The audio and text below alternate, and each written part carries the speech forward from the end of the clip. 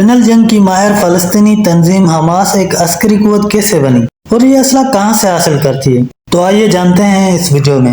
हफ्ते के रोज अस्करियत पसंद तंजीम हमास के इसराइल पर कब्जे के बाद से अब तक 700 इसराइली जबकि 400 से ज्यादा फलस्तीनी शहरी हलाक हो चुके हैं। उधर पेंटागन का कहना है कि अमेरिकी फौज इसराइल में जारी लड़ाई के दौरान इलाकाई मज़ामत को तकवीद देने के लिए बहरी जहाज और लड़ाका तैयारे तैनात कर रही है। हमास के जानिब से इसराइल पर हमलों को तूफान अल-अक्सा ऑपरेशन का नाम दिया गया है। इसराइल और फलस्तीन में मौजूद सूरत हाल का गुज़िश्ता दहाइयों में सबसे ज्यादा कशीदा सूरत हाल करार दिया जा रहा है। इसराइल का ये दावा है कि उसके बहुत से शहरी और फौजियों को फलस्तीनी जंगजुओं की जानिब से यरगमाल बनाया गया है, जबकि अक़वाम मुत्तहिदा के मुताबिक गजा की पट्टी पर इसराइली बमबारी के बायस अब तक 1,23,000 से ज्यादा फलस्तीनी बेदखल हो चुके हैं। इस रिपोर्ट में हम ये जायजा लेंगे कि हमास की बुनियाद कैसे पड़ी, ये तंजीम हथियार कहां से हासिल करती है और उसके पास मौजूद रॉकेट और मिसाइल किस सलाहियत के हामिल हैं। 14 दिसंबर 1987 के दिन जब फलस्तीन में पहला इंतफादा उरूज पर था तो शेख अहमद यासीन ने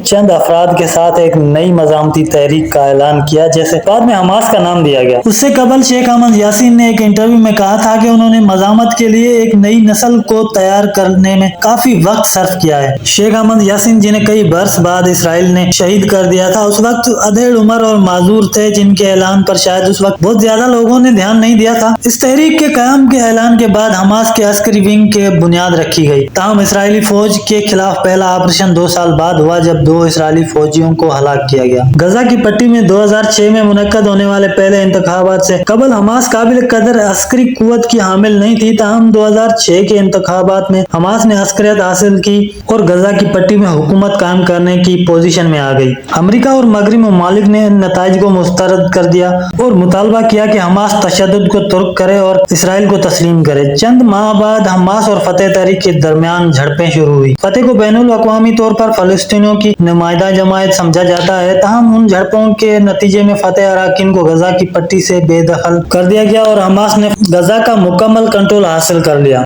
हमास असला कैसे और कहां से हासिल करती है, इस तनाज़े में ये एक अहम सवाल है जिसका जवाब हातमी तौर पर किसी के पास नहीं। ताहम चंद तज्ज़िये ही मुमकिन है। हमास की इब्तदा हल्के हथियारों से हुई और बाद में उसने असला साजी भी करना शुरू कर दी। माजी में हमास से मुंसलिक असला कारखानों पर इसराइल ने वक्तन फवक्तन बमबारी भी की। गजा से इसराइल पर पहली बार 2006 में रूसी साख्ता काट्यूशा रॉकेट दागा गया, जिसके बाद इसराइली फोर्सेज की जानिब से 2007 में गजा की पट्टी का मुहासरा कर लिया गया और हमास के लिए हथियार हासिल करना आसान नहीं रहा। इसी वजह से हमास ने खुद ही हथियार बनाना शुरू कर दिए। चंद तजर्बाकारों का मानना है कि ईरान लबनान के जरिए हमास की मदद करता है, ताहम उन इल्जामात को साबित नहीं किया जा सकता। इस दौरान हमास ने मिसाइल भी बनाए जो आगाज में तो काफी हल्के थे। चंद फलस्तीनी सियासतदानों ने मुतालबा किया कि हमास को इसराइल के रद्द-ए-अमल जो फिजाई बमबारी और जमीनी हमलों की शक्ल में होता की वजह से मिसाइलों का इस्तेमाल तर्क कर देना चाहिए। होस्ट वार सन 2007 में हमास की जानिब एक नई तर्ज की जंगी हिकमत अमली सामने आई, जिसे टनल या सरिंग की जंग कहा गया और फिर चंद ही बरसों में हमास ने सुरंगों का एक पेचीदा और मरबूत निजाम बनाया जो गजा को मिस्र और दीगर इलाकों तक रसाई फराहम करता है। सन 2014 में इसराइल ने जमीनी हमला किया तो हमास ने उस निजाम का फायदा उठाया। हमास के जंगजू अचानक नमूदार होते, गोलियां बरसाते और गायब हो जाते।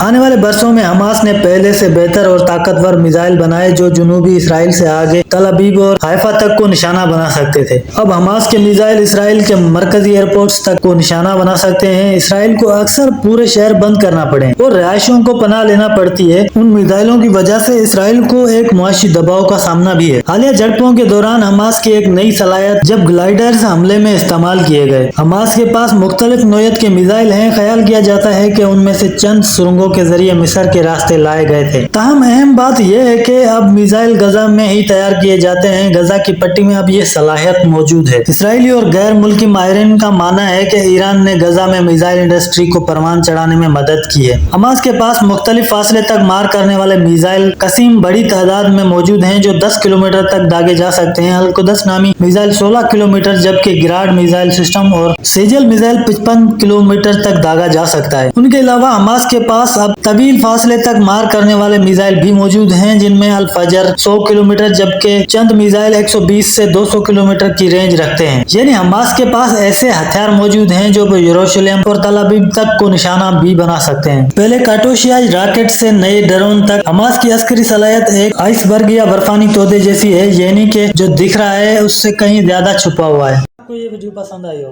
तो कमेंट बॉक्स में अपनी राय का इजहार जरूर कीजिएगा और मजीद ऐसी मालूमाती वीडियोस देखने के लिए हमारे चैनल को सब्सक्राइब कर लीजिए और साथ में बेल आइकन को भी प्रेस कर लीजिए ताकि आने वाली हर वीडियो का नोटिफिकेशन बआसानी आप तक पहुंचे।